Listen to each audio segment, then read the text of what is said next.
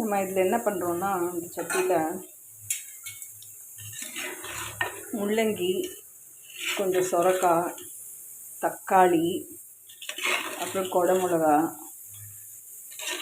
முள்ளங்கி, குடமிளகா, அப்புறம் அந்த தக்காளி, வெங்காயம், சொரக்காய், அந்த மாதிரி அப்போ உங்களுக்கு என்னெல்லாம் பிடிக்குமோ அந்த காயெல்லாம் போட்டு, அதுக்கப்புறம் நம்ம வந்து கிரேவி பண்ணுறதுக்கு கொஞ்சம் அந்த மல்லித்தூள் போடுவோம்ல, தனியா பொடி போட்டு, தேங்காய் அரைச்சி ஊற்றாமல் உருளைக்கிழங்கு அரைச்சி ஊற்றினா அது வந்து உருளைக்கிழங்கு தனியாக வெட்டி அது காய் மாதிரி போடாமல் இந்த கிரேவிக்கு வந்து நல்லா பதம் வரும், டேஸ்ட்டாகவும் இருக்கும். நல்லா கொஞ்சம் தண்ணி விட்டும் இது பண்ணிக்கலாம். இது நல்லா வேகட்டும். உப்பு போட்டாச்சு, பச்சை மிளகா போட்டிருக்கேன் நான். இதுக்கு வந்து இவ்வளோ காய் இருக்கனால தனியாக பொரியல் பண்ணணுன்னு கூட அவசியம் இல்லை, இது அப்படி கூட சாப்பிட்டுக்கலாம். நான் வெஜிடேரியன் சாப்பிட்றவங்களா இருந்தால் இதோட வந்து கருவாடு இல்லைன்னா மீன் அது வந்து போட்டுக்கலாம். அதுக்கப்புறம் கடைசியாக தேங்காய் எண்ணெய் ஊற்றி இறக்கிக்கலாம்.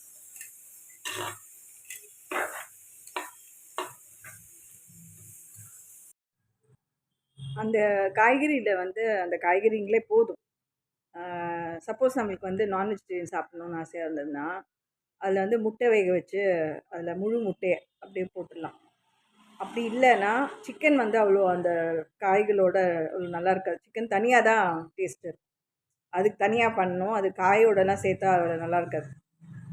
அதனால் முட்டை முழு முட்டை வேக வச்சு அதோடு சேர்த்துக்கலாம்.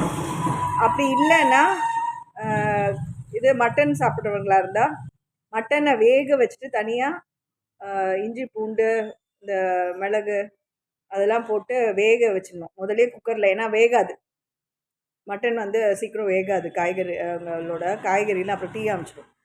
அதனால் மட்டனை வந்து தனியாக குக்கரில் வேக வச்சுட்டு அதோட அந்த சூப்போடு சேர்த்து இதோட ஆட் பண்ணிக்கலாம். அது நல்லா தான் இருக்கும். அப்புறம் எறா, மீன், இல்லை கருவாடு அதெல்லாம் வந்து இதோட நல்லா தான் இருக்கும். ஓகே, சாப்பாடுக்கும் வச்சுக்கலாம், இல்லைன்னா இது வேறு ஏதாவது டிஃபன் எதாவது கூட அதோட நல்லாயிருக்கும்.